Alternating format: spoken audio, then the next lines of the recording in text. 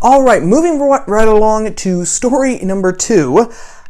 I have never watched Netflix's show Big Mouth, which is now on it's been on for 3 seasons, I think. I think it's going on to its 4th, and I will never willingly watch an episode of it because I do not put any value or stock in a show, live action or animated, whose only purpose seems to excite feelings of disgust and revulsion in its viewing audience, or to make people laugh at what should be situations which create feelings of revulsion and disgust in you. So, not my cup of tea at all. However, we have to talk about Big Mouth, not specifically the show, but because of a decision that one of the voice actresses in it made.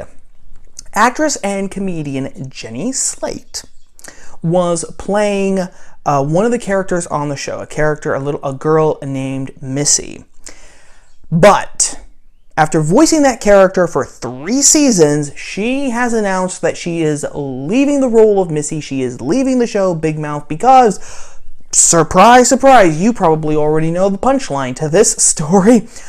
She says that white people should not be playing black characters. In her swan song, in her farewell speech, this is what Jenny Slate said, quote, "At the start of the show, I reasoned with myself that it was permissible for me to play Missy because her mom is Jewish and white, as am I. But Missy is also black, and black characters on an animated show should be played by black people," unquote. And then, a little later, she said this, quote, "In me playing Missy, I was engaging in an act of erasure of black people. Ending my portrayal of Missy is one step in a lifelong process of uncovering the racism in my actions," unquote. So auditioning and playing a character, winning a role in an animated show after auditioning for it, is now a sign of your white privilege. I would be curious to see if any black voice actors even auditioned for this role. I have absolutely no clue. I have no idea. Because if they didn't, then it kind of raises the awkward question of, do you round black voice actors and actresses up and force them to audition for a role? Or, if they did, was Jenny Slate still the best actress for that role? Did she just blow the competition and all the other auditions out of the water? Is that not going to matter anymore? Well, I think that we know the answer to that. But also, take a listen to this. Ending my portrayal of Missy is one step in a lifelong process of uncovering the racism in my actions. So she's not done. She has made her mea culpa. She is giving up this gig. She is giving up this role. She is leaving the show. But now the journey really becomes, because it's a lifelong process. She knows that she will never uncover the quote-unquote racism in her life. This woman is an actress and a comedian. She lives in the world of entertainment, which is, hugely progressive. It's one of the most, that in academia, it's one of the most progressive areas of work that you could even live in and work in these United States in 2020. Okay, she is supposed to be one of the most woke people in the world, and yet when she is saying that she has to commit to lifelong penance to uncover her racism, what does that say? Not only about this ideology which commands that, but what does that say about all the rest of us poor schlubs who are not illuminated? Because we are not good progressives living, working, and thriving in one of the most progressive areas of work today. But that's not it. Jenny Slate was not the only one to actually do this. Kristen Bell, who I want to say was Veronica Mars. Someone please correct me if I'm wrong in the comments, but I want to say that Kristen Bell played Veronica Mars. But she did the exact same thing. She was voicing a racially mixed character on the animated show Central Park. She has given up that role as well. This is what Kristen Bell said, quote, "Playing the Molly character in Central Park shows a lack of awareness of my pervasive privilege. Casting a mixed-race character with a white actress undermines the specificity of the mixed-race and Black American experience." So by voicing a Black character, a racially mixed Black character, again, this character, Molly, is biracial. Okay? She's only half Black. She's half white. But that's not good enough because you are still erasing the experiences and the stories and the lives of Black people. As Jenny Slate said, she was engaging in an act of erasure of Black people. Playing an animated character now is erasing Black people. That is the point of insanity that has come. But it's even worse than that, because it would be so easy to turn this story into just another example of Hollywood elitist progressives eating themselves. Not eating each other, but eating themselves. Because Jenny Slate and Kristen Bell have both shot themselves in the foot, because now that they have actually crossed this line, it is going to be harder and harder for them to find roles. Because, of course, if you can't now even voice characters which are not exactly like you, okay, because again, we're talking about animation. I remember an interview that he did, oh gosh, now must be going on 20 years ago now, but Mark Hamill was saying that one of the things that he loved about voice animation is that no one sees you.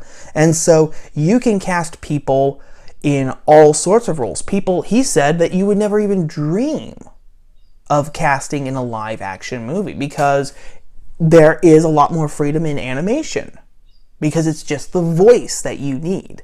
You can draw and create the character however you want. That's one of the beauties and one of the freedoms of animation. But even that is not allowed to our white woke actresses anymore. Jenny Slate, Kristen Bell. That's why I'm saying that it's going to be even harder for them to find roles now. Now that they have crossed this line, because, well, if you can't even voice racially mixed characters, does that mean that you can voice or play gay characters, lesbian characters, queer characters, characters who are white but who have different experiences from you? Like, can you play a Russian? Can you play an Eastern European? Can you play a Jew from World War II? Can you do any of these things? We don't know. So it would be very, very easy to turn this into another ha-ha story about Hollywood elitists eating themselves. But it's deeper than that, because this actually is an attack on the imagination. Surprise, surprise that I actually said that. I mean, you were probably already expecting that game, because you guys are all sharp. Sharp as Pate you are, as Long John Silver says to Jim Hawkins in Treasure Island. I'm appropriating something, or I'm oppressing somebody by mentioning Treasure Island. I know, mea culpa. It's an attack on imagination and meritocracy, because the whole point of being an actor or an actress, engaging in the craft, as they say, is to play characters that are not like you. To play different characters, to get into the skin of different people.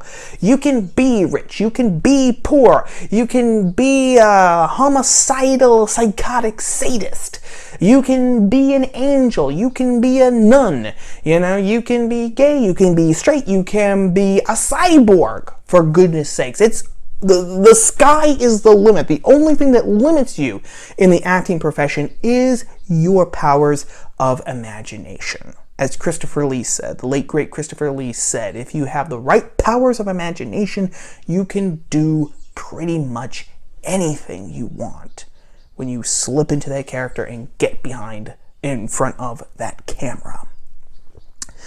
That's the whole point of acting. Now we are told, however, that that's not the point of acting.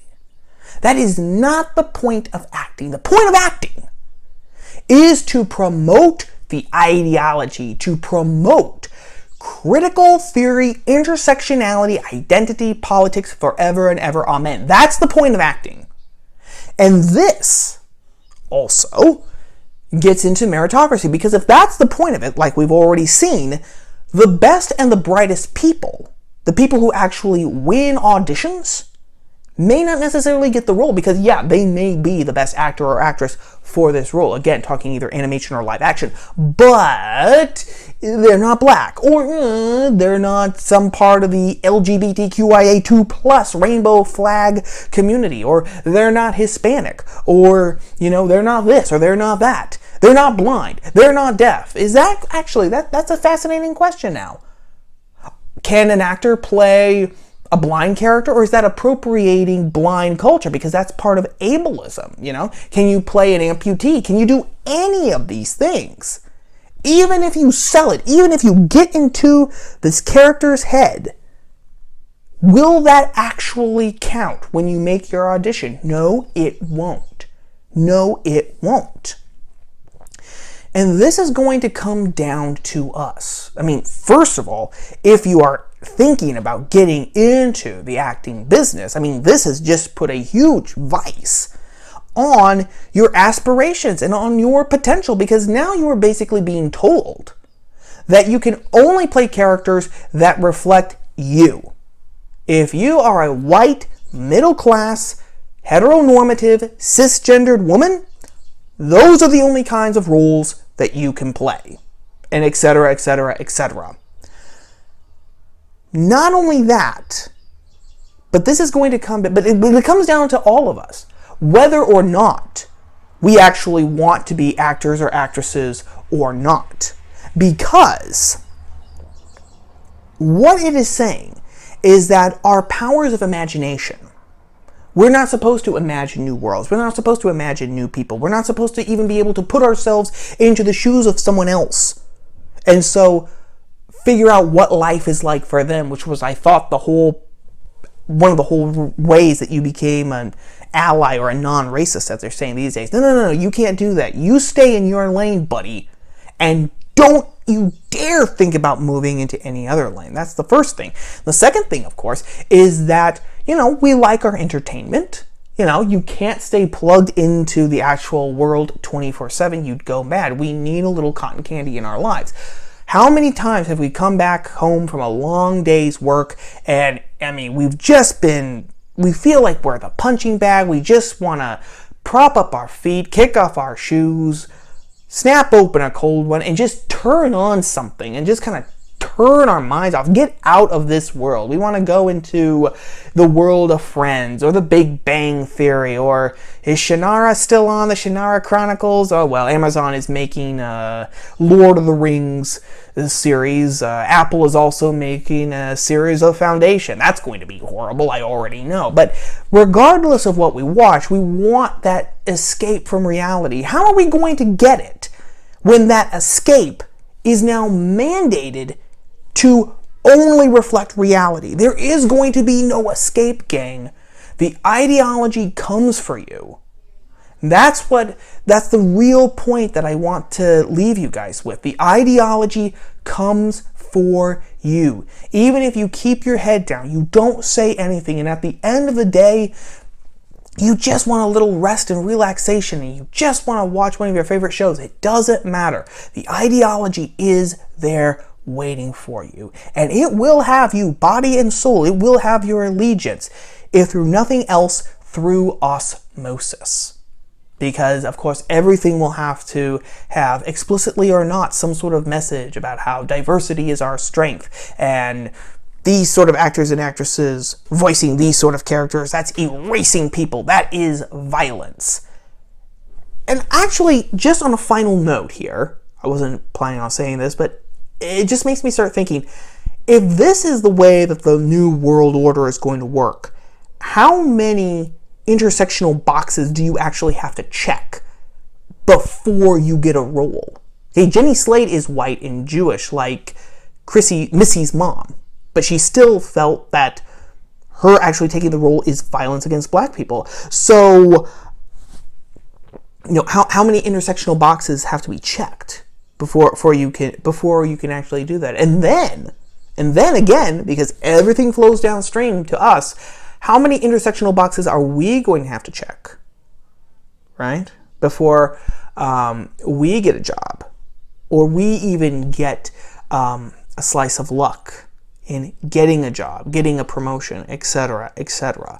The ideology comes for you, and we can either accept that and accept the limitations that it places on our life, the lives of our children, the lives of our friends and family, or we can start kicking back. That is story number 2.